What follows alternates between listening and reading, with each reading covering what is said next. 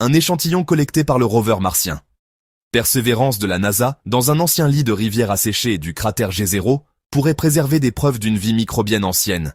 Tiré d'un rocher nommé Cheyava Falls l'année dernière, l'échantillon, appelé Sapphire Canyon, contient des biosignatures potentielles, selon un papier publié mercredi dans la revue Nature. À biosignature potentielle est une substance ou une structure qui pourrait avoir une origine biologique, mais qui nécessite davantage de données ou d'études plus approfondies avant de pouvoir tirer une conclusion sur l'absence ou la présence de vie. Cette découverte de Perseverance, lancée sous le président Trump lors de son premier mandat, est la plus proche que nous ayons jamais faite de la découverte de la vie sur Mars. L'identification d'une biosignature potentielle sur la planète rouge est une découverte révolutionnaire qui fera progresser notre compréhension de Mars. L'engagement de la NASA à mener la Gold Standard Science se poursuivra alors que nous poursuivons notre objectif de mettre des bottes américaines sur le sol rocheux de Mars. La Persévérance est venue chute de Cheyava en juillet 2024, en explorant la formation Bright Angel, un ensemble d'affleurements rocheux sur les bords nord et sud de Neretva Vallis, une ancienne vallée fluviale mesurant un quart de mile, 400 mètres, de large qui a été creusée par l'eau se précipitant dans le cratère G0 il y a longtemps. Cette découverte est le résultat direct des efforts de la NASA pour planifier, développer et exécuter une mission capable de fournir exactement ce type de science. L'identification d'une biosignature potentielle sur Mars, a déclaré Nikki Fox, administrateur associé, direction des missions scientifiques au siège de la NASA à Washington. Avec la publication de ce résultat évalué par des pairs, la NASA met ces données à la disposition de la communauté scientifique au sens large pour une étude plus approfondie afin de confirmer ou de réfuter son potentiel biologique. Les instruments scientifiques du rover ont révélé que les roches sédimentaires de la formation sont composées d'argile et de limon, qui, sur Terre, sont d'excellents conservateurs de la vie microbienne passée. Ils sont également riches en carbone organique, en soufre, en fer oxydé, rouille et en phosphore. La combinaison de composés chimiques que nous avons trouvés dans la formation Bright Angel aurait pu être une riche source d'énergie pour le métabolisme microbien.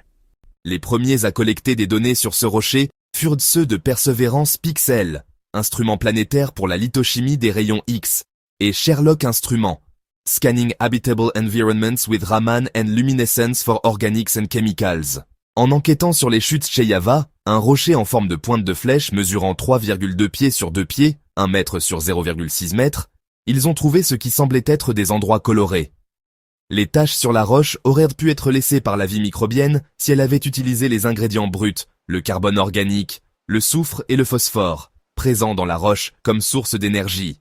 Dans des images à plus haute résolution, les instruments ont trouvé un motif distinct de minéraux, disposés en front de réaction, point de contact où se produisent des réactions chimiques et physiques que l'équipe a appelées taches de léopard. Les taches portèrent la signature de 2 minéraux riches en fer, la vivianite, phosphate de fer hydraté, et la grégite, sulfure de fer.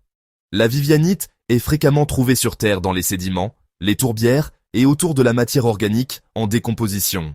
De même, certaines formes de vie microbienne sur Terre peuvent produire de la grégite. La combinaison de ces minéraux, qui semblent s'être formés par des réactions de transfert d'électrons entre le sédiment et la matière organique, est une empreinte potentielle de la vie microbienne, qui utiliserait ces réactions pour produire de l'énergie pour la croissance.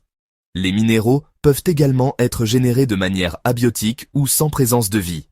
Il existe donc des moyens de les produire sans réaction biologique, notamment des températures élevées et soutenues, des conditions acides et une liaison par des composés organiques. Cependant, les roches de Bright Angel ne montrent aucune preuve qu'elles aient connu des températures élevées ou des conditions acides, et on ne sait pas si les composés organiques présents auraient été capables de catalyser la réaction à basse température. Cette découverte est particulièrement surprenante, car elle concerne certaines des roches sédimentaires les plus jeunes étudiées par la mission. Une hypothèse antérieure supposait que les signes de vie anciennes se limiteraient à des formations rocheuses plus anciennes. Cette découverte suggère que Mars aurait pu être habitable pendant une période plus longue ou plus tard dans l'histoire de la planète qu'on ne le pensait auparavant, et que les roches plus anciennes pourraient également contenir des signes de vie tout simplement plus difficiles à détecter. Les affirmations astrobiologiques, en particulier celles liées à la découverte potentielle d'une vie extraterrestre passée, nécessite des preuves extraordinaires. Obtenir une découverte aussi importante qu'une biosignature potentielle sur Mars dans une publication évaluée par des pairs est une étape cruciale du processus scientifique car elle garantit la rigueur, la validité et signification de nos résultats. Et même si les explications abiotiques de ce que nous voyons à Bright Angel sont moins probables, compte tenu des conclusions de l'étude, nous ne pouvons pas les exclure. La communauté scientifique utilise des outils et des cadres tels que l'échelle Coldé et normes de preuve, évaluer si les données liées à la recherche de la vie répondent réellement à la question. Sommes-nous seuls? De tels outils aident à mieux comprendre le degré de confiance à accorder aux données, suggérant un signal possible de vie trouvé en dehors de notre propre planète. Sapphire Canyon en fait partie 27 carottes de roche. Le rover a collecté depuis son atterrissage au cratère G0 en février 2021. Parmi la suite d'instruments scientifiques se trouve une station météorologique qui fournit des informations environnementales pour les futures missions humaines, ainsi que des échantillons de matériel de combinaison spatiale afin que la NASA puisse étudier comment elle se comporte sur Mars.